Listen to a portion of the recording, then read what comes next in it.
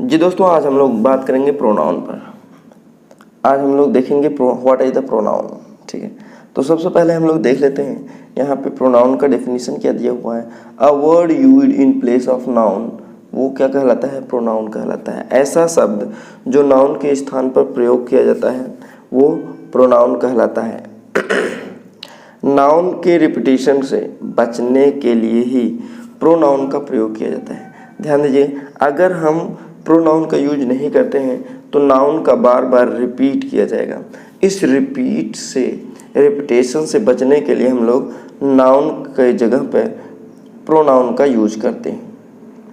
Noun की जगह पे प्रोनाउन का यूज करते हैं। किसी भी वाक्य में एक ही नाउन का प्रयोग बार बार करने से वाक्य की सुंदरता खत्म हो जाती है।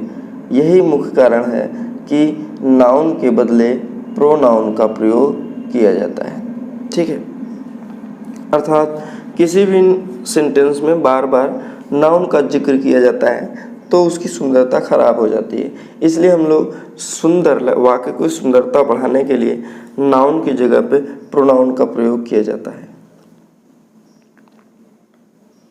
जैसे देखिए, ध्यान दीजिए, Mrs Shukla being a good teacher she is liked by all the students. ध्यान दीजिए, Mrs Shukla being a good teacher is liked by all the students. यहाँ पे एस सी नहीं होगा क्योंकि सी हटा देना पड़ेगा। नाउन के साथ, नाउन के स्थान पर प्रोनाउन का प्रयोग किया जाता है, ना कि नाउन के साथ। यहाँ पे नाउन भी दिया हुआ है, मिसेस शुक्ला भी है और सी का भी प्रयोग किया गया है, इसलिए सी का प्रयोग नहीं होगा। सी का प्रयोग वहाँ पे किया जाता है जहाँ पे नाउन को हटा के प्रोनाउन का प्रयोग करेंगे। ठीक,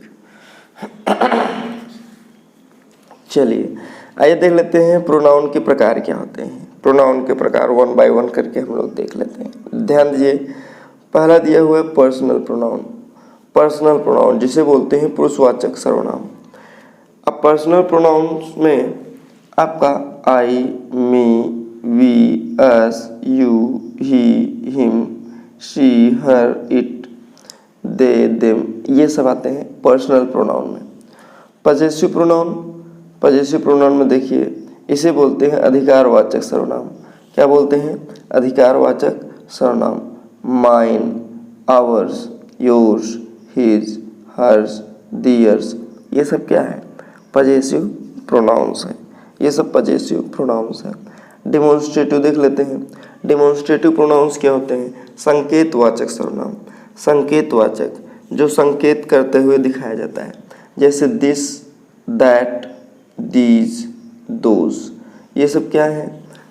डिमॉन्स्ट्रेटिव प्रोनाउंस है। डिस्ट्रीब्यूटिव प्रोनाउंस क्या देते हैं? डिस्ट्रीब्यूटिव मतलब वितरित करना। व्यष्टिवाचक सर्वनाम होता है। व्यष्टिवाचक मतलब प्रत्येक व्यक्तियों को दिखाता है, जैसे each, either, neither, every, none, etc हो गया। समझ गए? ये क्या दिखाता है? Distributive pronouns. ये क्या है? Distributive pronounce.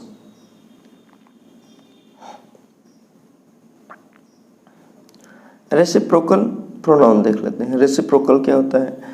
पारस्परिक संबंधवाचक सर्वनाम। पारस्परिक संबंधवाचक सर्वनाम को बोलते हैं रेसिप्रोकल प्रोनाउन। इसमें आता है each other, one another. Reflexive pronouns क्या होता है? रिफ्लेक्सिव प्रोनाउंस, इसको बोलते हैं निजवाचक सर्वनाम। निजवाचक। रिफ्लेक्सिव प्रोनाउंस जैसे माई सेल्फ हो गया, आवर सेल्फ हो गया, योर सेल्फ हो गया, योर सेल्फ हो गया, himself, herself, itself, themself, oneself, ये रिफ्लेक्सिव प्रोनाउंस है। क्या है? रिफ्लेक्सिव प्रोनाउंस है। Emphatic or emphasising pronounce.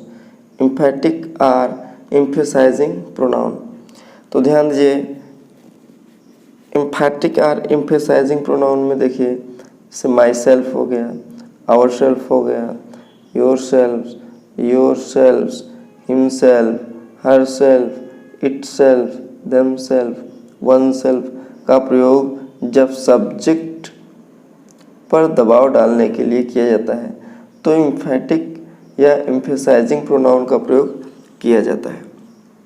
ध्यान दीजिए, रिफ्लेक्सिव प्रोनाउंस और एम्फेटिक प्रोनाउंस में किसी भी प्रकार का अंतर मतलब शब्दों में नहीं है और इनका यूज में अंतर है। यूज के हिसाब से हम लोग इसको कभी कहीं रिफ्लेक्सिव बोलते हैं और कहीं पे एम्फेटिक प्रोनाउन बोलते हैं। यू जैसे दिया हुआ है, you yourself are responsible for your problem, तो यहाँ पे तुम स्वयं जिम्मेदार हो अपनी समस्याओं के लिए। देखिए, रिफ्लेक्सिव प्रोनाउन का जो इसका हिंदी होगा वो स्वयं होता है, और सॉरी एम्फेटिक का, और रिफ्लेक्सिव अपने आप। रिफ्लेक्सिव का मतलब अपने आप, एम्फेटिक का मतलब स्वयं से होता है।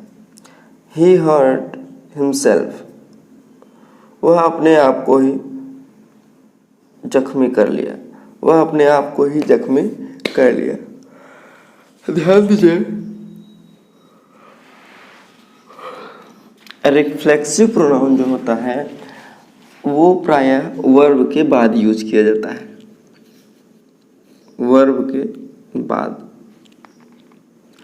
और जो एम्फेटिक प्रोनाउन यूज होता है वह प्रायः आपका वर्ब के पहले और सब्जेक्ट के बाद, अर्थात एम्फेटिक प्रोनाउन जो होगा वो जिस नाउन के लिए यूज होता है उसी के साथ जुड़ा होता है।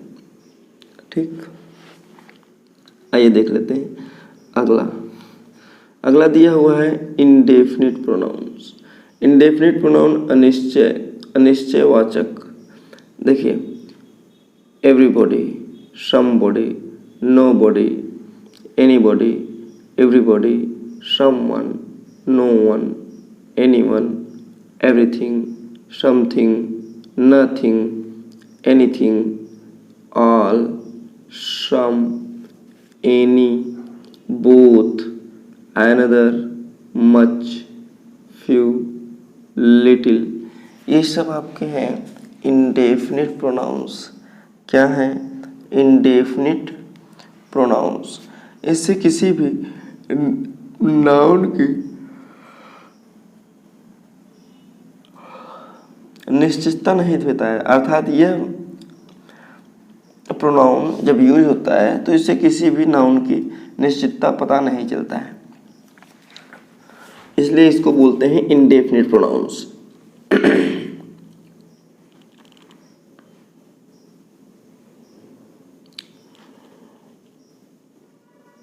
रिलेटिव प्रोनाउंस देख लेते हैं, जिसको संबंधवाचक सर्वनाम बोलते हैं। हु, हुम, हुज, विच, व्हाट इत्यादि ये जोड़े जो हैं ये जोड़ने का कार्य करते हैं। रिलेटिव प्रोनाउन क्या करते हैं? जोड़ने का कार्य करते हैं। इंट्रोगेटिव प्रोनाउन देख लेते हैं। इंट्रोगेटिव प्रोनाउन देख लेते हैं क्या होता है? प्रश्नवाचक सर्वनाम। प्रश्नवाचक सर्वनाम होता क्या है? हु, हुम, हुज, विच इत्यादि ये प्रश्न पूछने के लिए प्रयुक्त किए जाते हैं, इसलिए इन्हें इंट्रोगेटिव प्रोनाउंस कहा जाता है। इसलिए इन्हें इंट्रोगेटिव प्रोनाउंस कहा जाता है।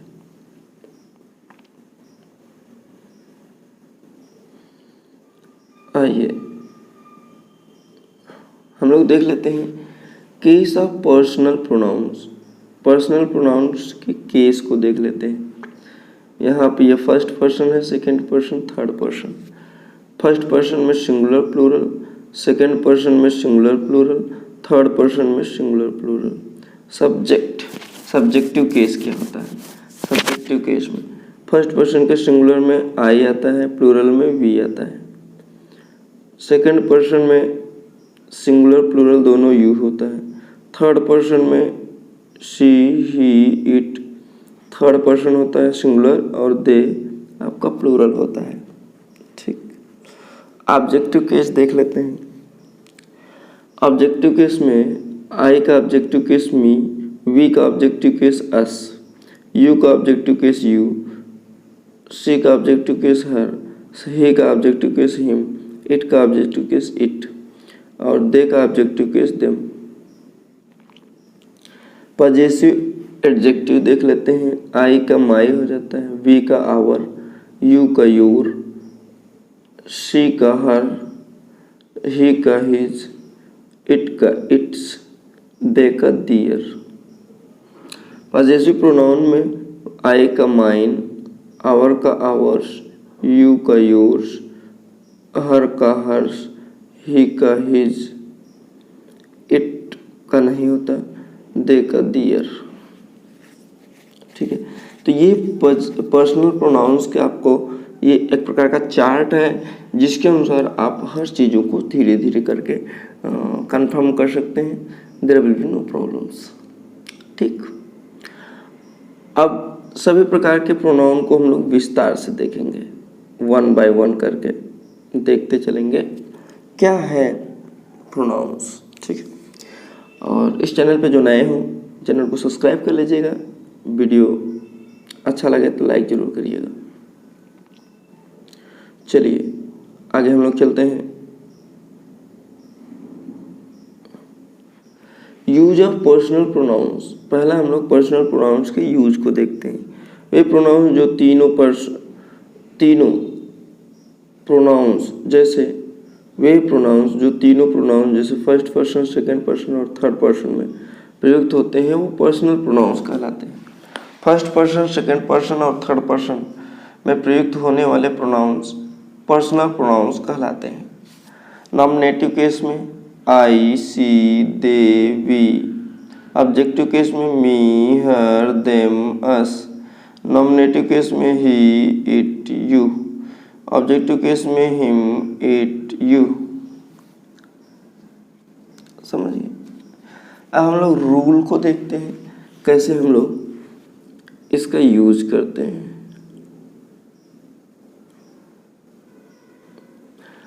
ध्यान दीजिए, रूल नंबर 1, किसी सेंटेंस के वर्ब के पहले प्रोनाउन का प्रयोग हो तो वह नॉमिनेटिव केस होता है। क्या होता है?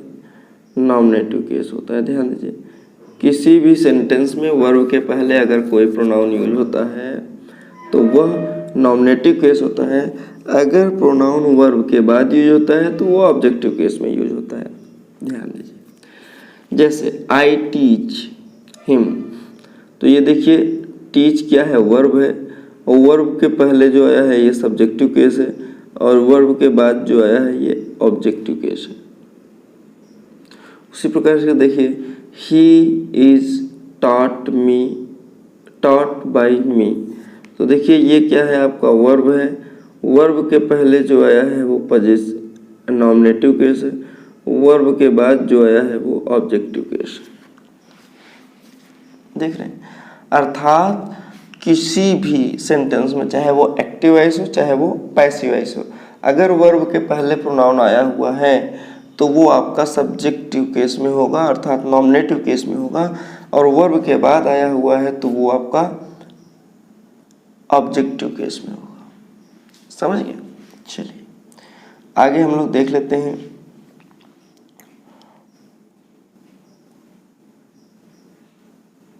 और रूल नंबर 2 क्या होता है? जब विभिन्न प्रोनाउंस एक ही सेंटेंस में प्रयुक्त हों, अर्थात तीनों पर्सन के pronoun, first person, second person और थर्ड पर्सन, अगर तीनों पर्सन के प्रोनाउन एक ही सेंटेंस में प्रयुक्त होते हैं, किसी भी बुरी बात का आभास ना हो, तो हम उन्हें 2 3 1 के क्रम में लगाते हैं। अर्थात सबसे पहले सेकंड पर्सन, फिर थर्ड पर्सन और अंत में फर्स्ट पर्सन। जैसे देखिए, you, he and I shall study for the exam, तो देखिए you second person, he third person, I first person. तो देखिए 2 3 1 के हिसाब से रखा गया है, तो you, he and I shall study for the exam. Next sentence दिया हुआ है, he and I have finished our work. देखिए ही आपका थर्ड पर्सन है, आई आपका फर्स्ट पर्सन है, तो हैव फिनिश्ड आवर वर्क।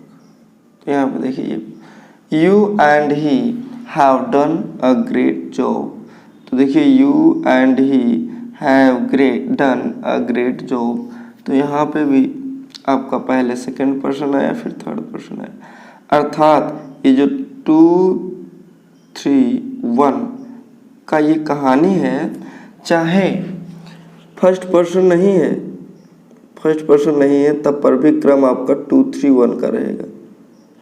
मान चलिए सेकंड पर्सन नहीं है, मान चलिए सेकंड पर्सन नहीं है तो 3 2 3 1 की कहानी चलता रहेगा। मान के चलिए थर्ड पर्सन नहीं है सॉरी ये थर्ड पर्सन नहीं है, अगर ये थर्ड पर्सन आपका थर्ड पर्सन नहीं है, थर्ड पर्सन नहीं है, तो आपका ये 2 1 का क्रम चलता रहेगा। किसका क्रम चलेगा?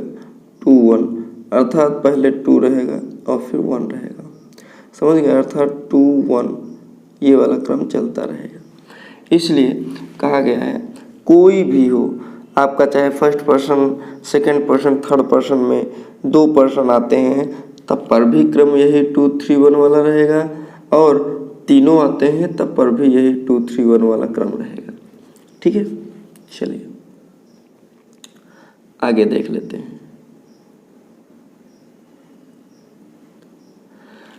फिर रूल नंबर 3 में देखते हैं क्या होता है। एक ही वाक्य में विभिन्न प्रोनाउंस का प्रयोग करते समय यदि उसमें अपना दोष स्वीकार किया गया हो, यदि उसमें अपना दोष स्वीकार किया गया हो तो अथवा कोई बुरी बात कही गई हो तो यह जो क्रम होगा 1 2 3 का हो जाएगा। यह जो क्रम होगा 1 2 3 का हो जाएगा। पहले फर्स्ट पर्सन आएगा, फिर सेकंड पर्सन, उसके बाद लास्ट में थर्ड पर्सन आएगा। समझिए? चलिए एग्जाम्पल के रूप में दैट इज गिवन हियर, ध्यान दीजिए। यहाँ पे कह रहा है I you and he have made a blunder. Blunder माने होता है बड़ा मिस्टेक, ब्लंडर मीन्स होता है बड़ा मिस्टेक। तो ये स्वीकार कर रहे हैं कि तीनों पर्सन मिलकर एक गलती किया है, बड़ी गलती। जब तीनों पर्सन अगर गलती स्वीकार करते हैं तो 1 2 3 वाला क्रम चलता है। कौन वाला चलता है? 1 2 3 वाला क्रम चलता है। ठीक है, आगे देखते हैं। अगला दिया हुआ है you and he have done this mischief. अब देखिए you and he have done this mischief, यह शरारत ये लोग किए हैं। ये लोग क्या कर रहे हैं? मान रहे हैं, स्वीकार कर रहे हैं। इसलिए यही 1 2 3 का रेशियो चलेगा ही चलेगा, 1 2 3 का रूल चलेगा ही चलेगा। अब जैसे मान चलिए ये नहीं है तो आपका 1 2 रहेंगे। ठीक, अगर ये नहीं है तो आपका 1 3 रहेगा, और अगर मान चलिए 1 नहीं है तो आपका 2 3 रहेगा। अर्थात ये क्रम चलता रहेगा। ये क्रम क्या होगा? चलता रहेगा। अगला रूल देख लेते हैं हम लोग, रूल नंबर 4। जब प्रोनाउन बहुवचन में हो तो प्रोनाउन 1 2 3 के क्रम में होना चाहिए, यानी पहले फर्स्ट पर्सन, फिर थर्ड पर्सन, और फिर सेकंड पर्सन, फिर थर्ड पर्सन। जब प्रोनाउन बहुवचन में हो तो पहले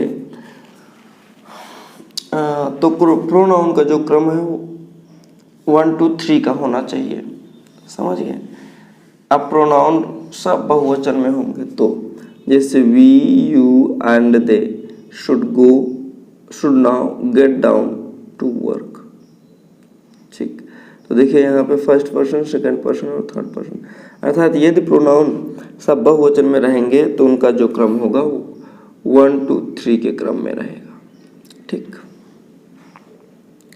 अगला देख लेते हैं रूल नंबर 5। रूल नंबर 5 क्या है? Let, like, between, but, except एवं प्रीपोजिशन के बाद ऑब्जेक्टिव केस आता है। कौन सा आता है? ऑब्जेक्टिव केस आता है। Let, like, between, but, except एवं प्रीपोजिशंस के बाद ऑब्जेक्टिव केस का प्रयोग किया जाता है। जैसे let me do this work, तो देखिए यहाँ पे ऑब्जेक्टिव केस आया। There is no problem between she and I. तो देखिए यहाँ पे there is no problem between, यहाँ पे देखिए ये आपका नॉमिनेटिव केस आया है, ये गलत है, इसलिए सेंटेंस आपका यहाँ पे क्या होना चाहिए, हर और मी होना चाहिए।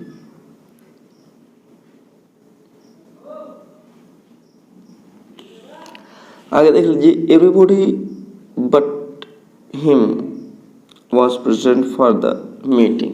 तो देखिए बट के बाद आपका ऑब्जेक्टिव केस आया है, बट के बाद आपका क्या है, objective case. I loved at he, I गलत है, यहाँ पे देखिए प्रीपोजिशन है और प्रीपोजिशन के बाद ऑब्जेक्टिव केस आता है, तो आ जाएगा ही लव्ड एट मी।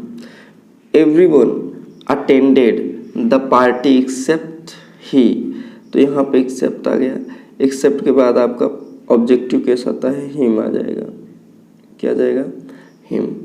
तो यहाँ पे देखिए ये हिम आया हुआ है, ठीक। आइए हम लोग देख लेते हैं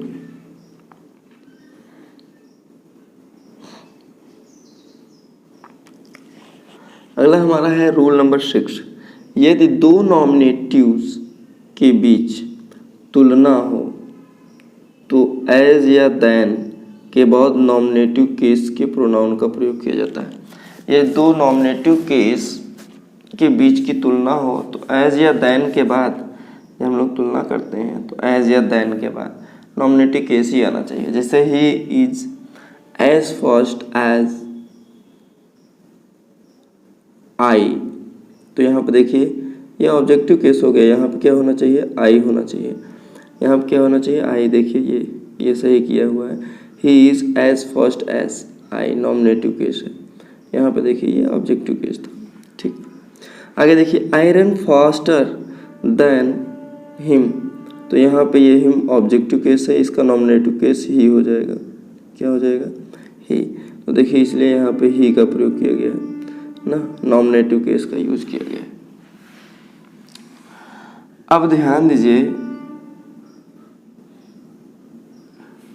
ऊपर दिए गए उदाहरण में दो सब्जेक्ट्स के बीच तुलना किया गया है तो दोनों प्रोनाउंस आपका नॉमिनेटिव केस में होना चाहिए, नोट। लेकिन दो ऑब्जेक्ट के बीच तुलना होने पर एज या देन के बाद ऑब्जेक्टिव केस के प्रोनाउन का प्रयोग होता है। अब ध्यान दीजिए, अगर ऑब्जेक्ट का तुलना किया जा रहा है तो ऑब्जेक्टिव केस, और सब्जेक्ट का तुलना किया जा रहा है तो सब्जेक्टिव केस। जैसे I know you as much as him, तो देखिए ये भी आपका ऑब्जेक्टिव है, ये भी आपका ऑब्जेक्टिव है, तो यहाँ पे तुलना किया जा रहा है तो ऑब्जेक्टिव केस में। जैसे I know you as much as I know him ना, I know you as much as I know him, तो ये सेंटेंस है, इसका अर्थ यही हुआ। आगे हम लोग चलते हैं रूल नंबर 7। अगर इट का प्रयोग सब्जेक्ट के रूप में है तो इसके बाद बी के किसी फॉर्म